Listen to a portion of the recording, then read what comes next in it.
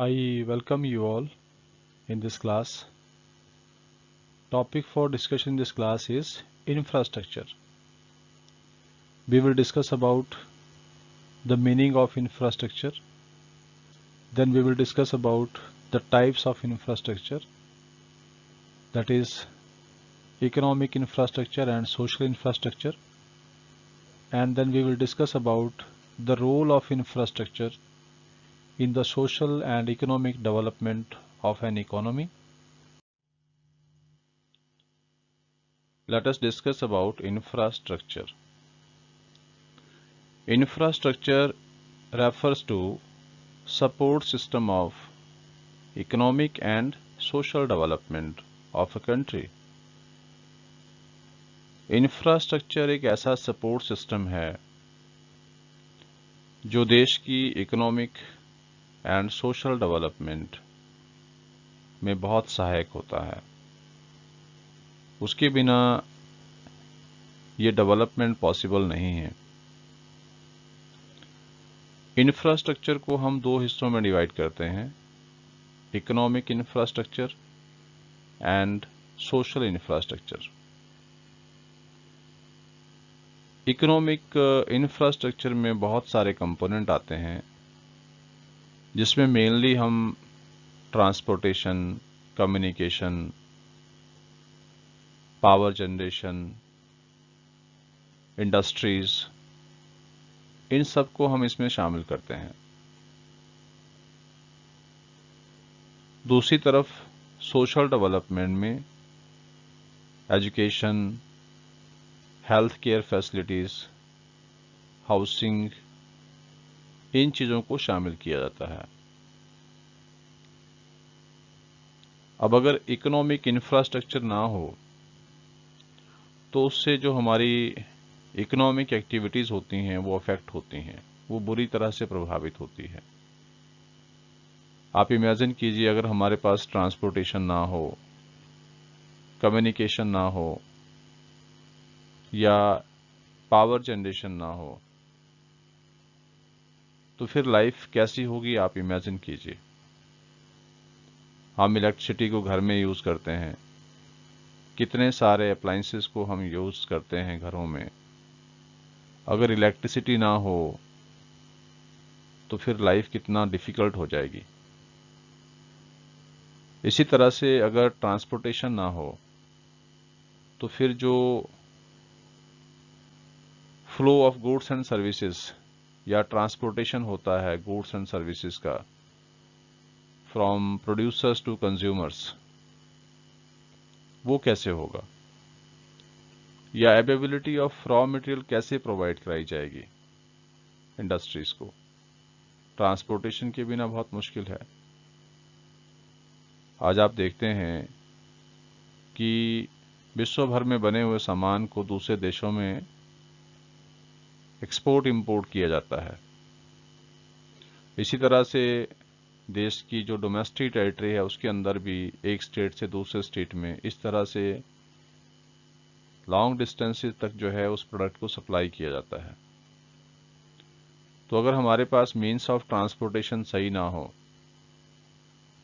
तो फिर किस तरह से डेवलपमेंट होगा।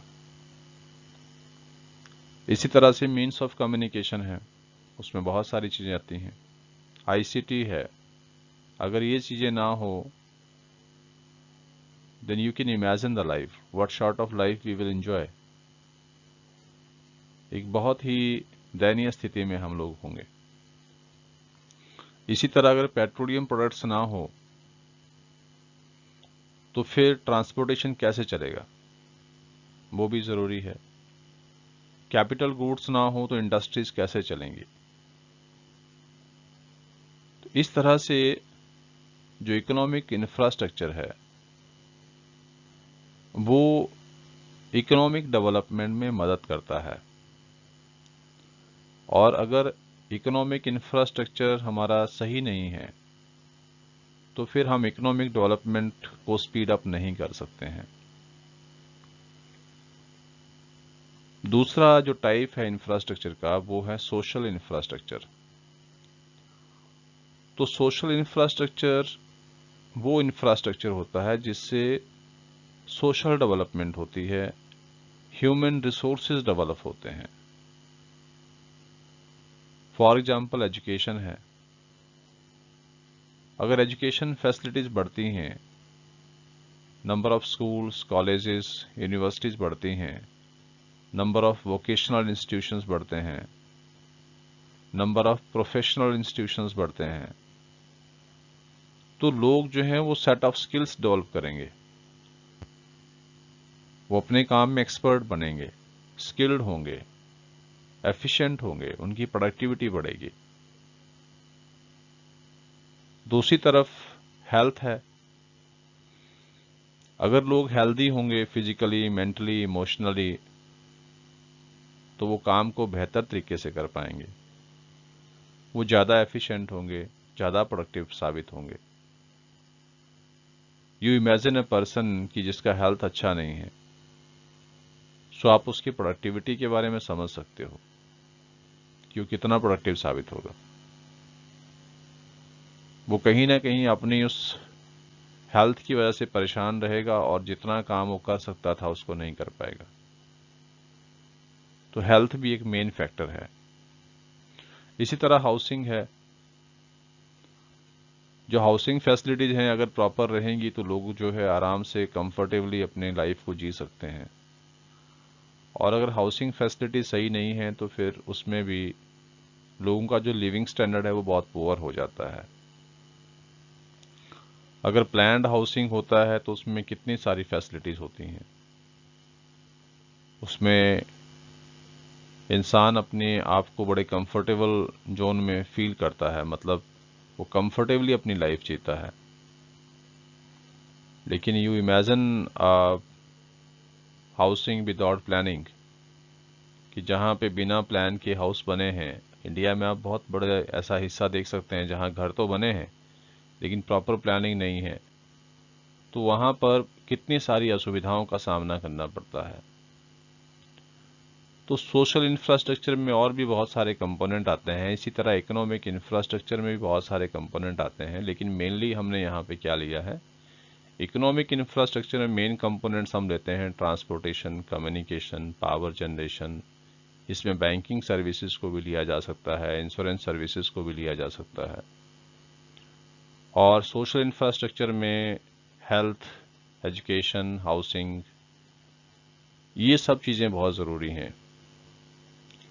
अच्छा, अगर मान लीजिए कि इकोनॉमिक इंफ्रास्ट्रक्चर तो डेवलप हो गया, लेकिन अगर लोग अनपढ़ रह गए, उनकी हेल्थ सही नहीं है, उनके लिविंग स्टैंडर्ड सही नहीं है, तो फिर उस इंफ्रास्ट्रक्चर को यूज़ कौन करेगा?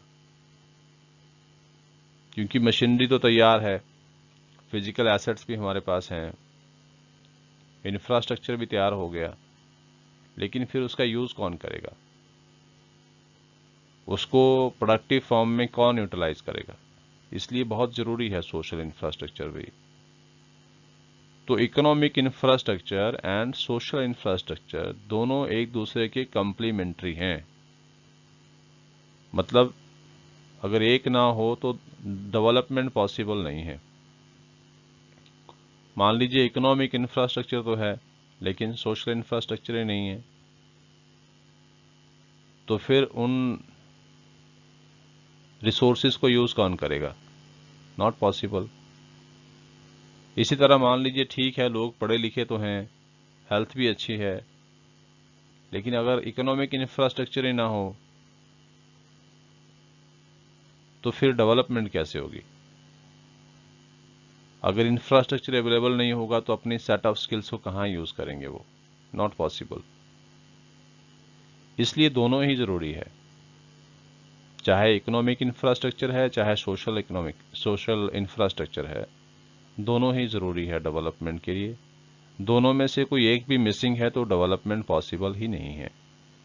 इसलिए हम कहते हैं कि economic and social infrastructure they are complementary to each other.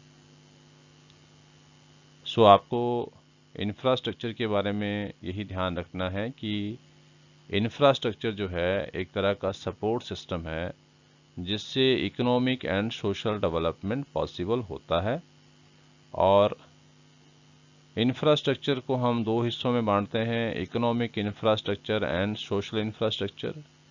Economic infrastructure में हम transportation, communication, power generation, banking, insurance etcetera इन सर्विसेज को लेते हैं, जबकि सोशल इंफ्रास्ट्रक्चर में education, health care facilities, housing, इस तरह की सुविधाओं को इसमें शामिल किया जाता है। So that's all about the infrastructure and its types.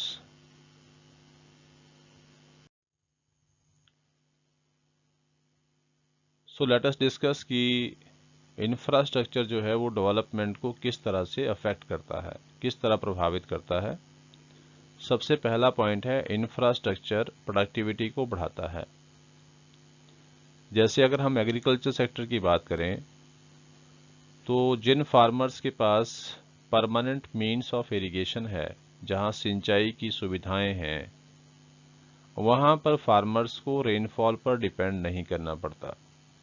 वहां पर प्रोडक्शन में, एग्रीकल्चर प्रोडक्शन में मॉनसून का ज़्यादा असर नहीं दिखता है, क्योंकि already means of permanent irrigation हैं।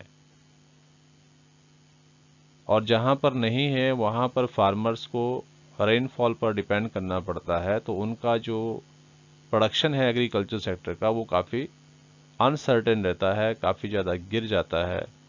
जिस साल में रेनफॉल अच्छा है तो वहाँ पर प्रोडक्शन अच्छा हो जाएगा, और अगर अच्छा नहीं है, मॉनसून सही नहीं है या बहुत ज़्यादा आ गया, फ्लड जैसे हालात हो गए, तो भी प्रोडक्शन जो है वो गिर जाता है।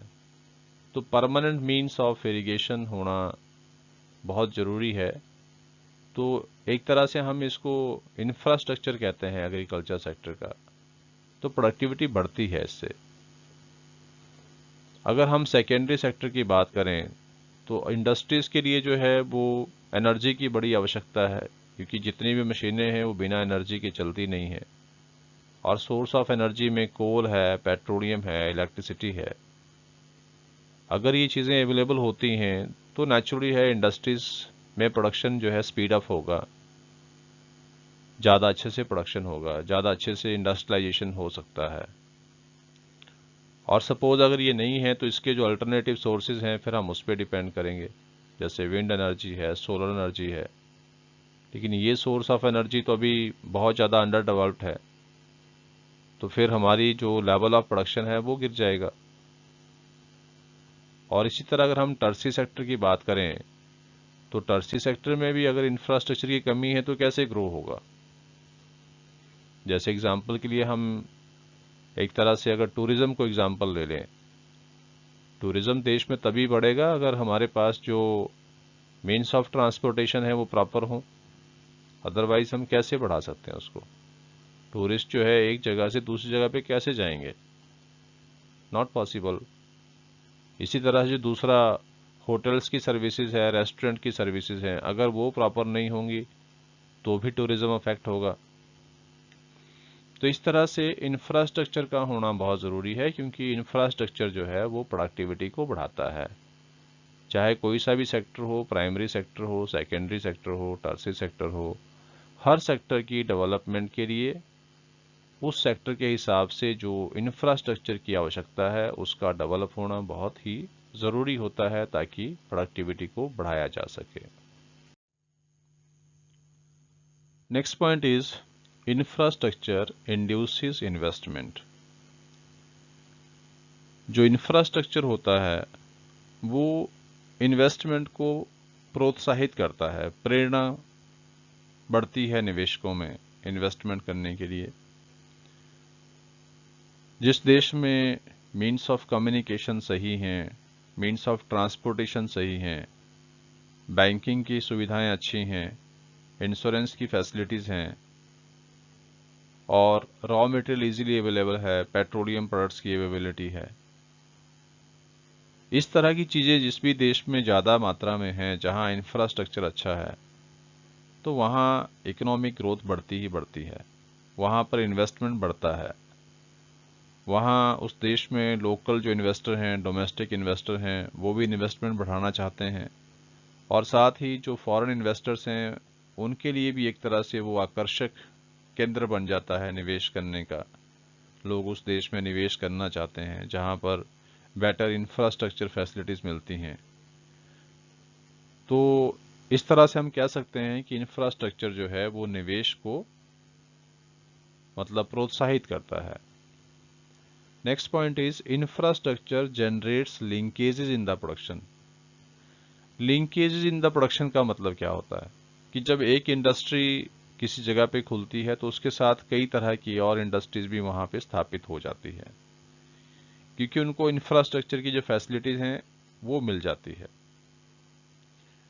तो अगर इंफ्रास्ट्रक्चर फैसिलिटीज बढ़ती हैं, अगर इंफ्रास्ट्रक्चर अच्छा है, तो नेचुरली है कि एक इंडस्ट्री के स्थापित होने के बाद वहां कई तरह की दूसरी तरह की इंडस्ट्रीज भी वहां पर स्थापित हो जाती हैं, और ऐसी इंडस्ट्रीज भी वहां पर लगती हैं जो उस इंडस्ट्री के लिए एक तरह से रॉ मटेरियल प्रोवाइड करती हैं या कंप्लीमेंट्री इंडस्ट्री बन जाती है उस इंडस्ट्री के लिए।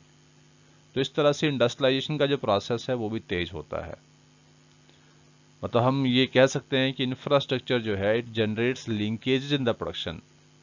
यहाँ पर जो है वो लिंकेजेस बढ़ते हैं, क्योंकि एक इंडस्ट्री जब वहाँ पे स्थापित की जाती है तो वहाँ दूसरी इंडस्ट्रीज का भी एक्सपेंशन होता है। Next point is infrastructure enhances size of market. Infrastructure जो है वो साइज ऑफ मार्केट को बढ़ाता है, क्योंकि लार्ज स्केल प्रोडक्शन तभी पॉसिबल होगा अगर जो मार्केट साइज है वो बड़ा होगा, और जब इंफ्रास्ट्रक्चर फैसिलिटीज बढ़ती हैं तो उससे साइज ऑफ मार्केट भी बढ़ता है। और इसीलिए जैसे हमने पहले पढ़ा भी है कि इंडिया में जो रेलवे की शुरुआत हुई थी ब्रिटिशर्स के द्वारा, वो इसीलिए की गई थी ताकि मार्केट को एक्सपेंड किया जा सके, साइज ऑफ मार्केट को बढ़ाया जा सके, मतलब ज़्यादा से ज़्यादा लोगों तक जो है अपना प्रोडक्ट बेचा जा सके, या दूर दराज के क्षेत्रों से भी रॉ मटेरियल इकट्ठा करके किसी इंडस्ट्रियल यूनिट के पास लाया जा सके। तो जिस देश में इंफ्रास्ट्रक्चर की फैसिलिटीज बढ़ती हैं तो वहां पर साइज ऑफ मार्केट बढ़ जाता है। जैसे अगर हम इंडिया की बात करें, कहीं पर भी प्रोडक्शन हो रहा हो, अगर मान लो नॉर्थ इंडिया में प्रोडक्शन हो रहा है और हमारे पास इंफ्रास्ट्रक्चर की फैसिलिटी अच्छी है तो वो देश भर में कहीं भी बेचा जाता है। इसी तरह देश के किसी भी हिस्से में प्रोडक्शन हो रहा हो, नॉर्थ में हो रहा हो, साउथ में हो रहा हो, वेस्ट में हो रहा हो, ईस्ट में हो रहा हो, नॉर्थ ईस्ट में हो रहा हो, कहीं पर भी हो रहा हो, अगर देश में इंफ्रास्ट्रक्चर की जो स्थिति है वो अच्छी है तो उस प्रोडक्ट को देश भर में बेचा जा सकता है। मतलब एक तरह से जो साइज ऑफ मार्केट होता है किसी भी चीज के लिए वो बढ़ जाता है। Next is infrastructure enhances ability to work. Infrastructure कार्यकुशलता को बढ़ाता है। यहां पे हम बात कर रहे हैं सोशल इंफ्रास्ट्रक्चर की। जब किसी देश में सोशल इंफ्रास्ट्रक्चर बढ़ता है, number of schools, colleges, universities, vocational education centres और professional degree colleges, universities etcetera, जब ये बढ़ती हैं और उनमें क्वालिटी एजुकेशन भी हो साथ में, तो जब क्वालिटी एजुकेशन हो तो नेचुरली है कि लोगों की जो एक तरह से एजुकेशनल जो उनका डेवलपमेंट है वो होती है और पूरी सोसाइटी के काम आती है, उससे सोसाइटी भी डेवलप होता है। इसी तरह से मेडिकल केयर सर्विसेज हैं, नंबर ऑफ हॉस्पिटल्स बढ़ते हों, नंबर ऑफ डॉक्टर्स की एबिलिटी ज़्यादा हो, या मेडिसिन कंपनी ज़्यादा हो, मतलब ओवरऑल हम कह सकते हैं लोगों की जो हेल्थ है वो अच्छी हो, लोग फिजिकली, मेंटली, इमोशनली अच्छे हों, आपस में लोगों में अंडरस्टैंडिंग हो, एक्सेप्टेंस हो एक दूसरे के लिए, तो वो तभी आती है जब लोग एजुकेटेड होते हैं। अदरवाइज ऑर्थोडॉक्स थॉट्स में फंसे होते हैं, ट्रेडिशनल थॉट प्रोसेस में फंसे होते हैं, जिससे ओवरऑल सोसाइटी का नुकसान होता है। इसी तरह हाउसिंग अगर अच्छी है, लिविंग स्टैंडर्ड अगर अच्छे हैं तो भी इंसान ज़्यादा प्रोडक्टिव साबित होता है, क्योंकि वो मेंटली और इमोशनली हेल्दी रहता है। कई तरह की सुविधाएं उसको मिल जाती है गुड हाउसिंग से।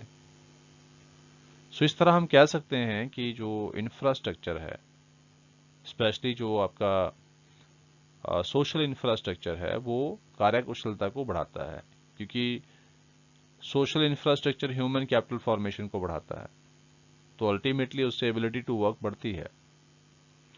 Next point is infrastructure facilitates outsourcing. Infrastructure जो है वो आउटसोर्सिंग को बढ़ाता है।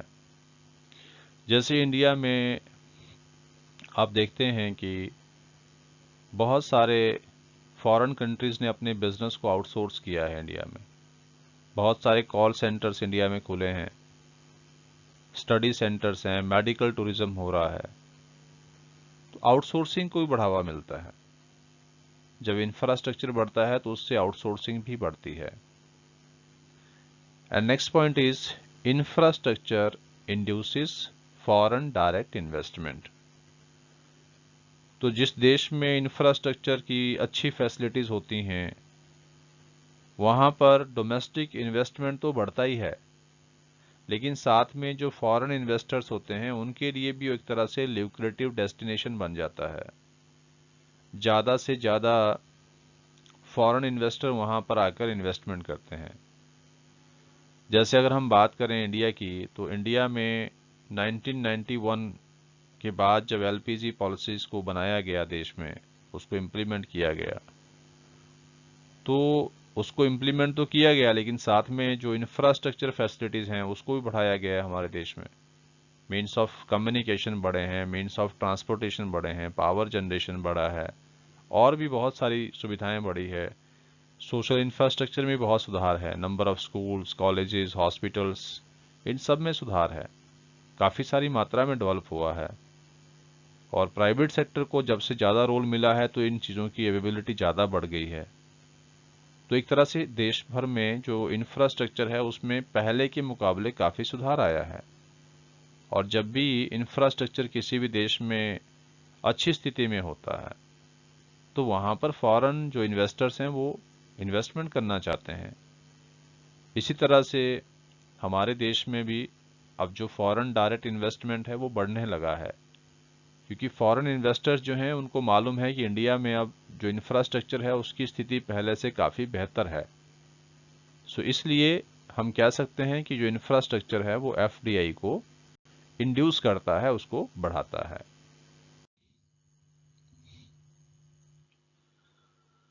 I hope that you like this content. So dear students, if you find this content meaningful and helpful to you, then please share it to others also, so that others can also be benefited. Thank you.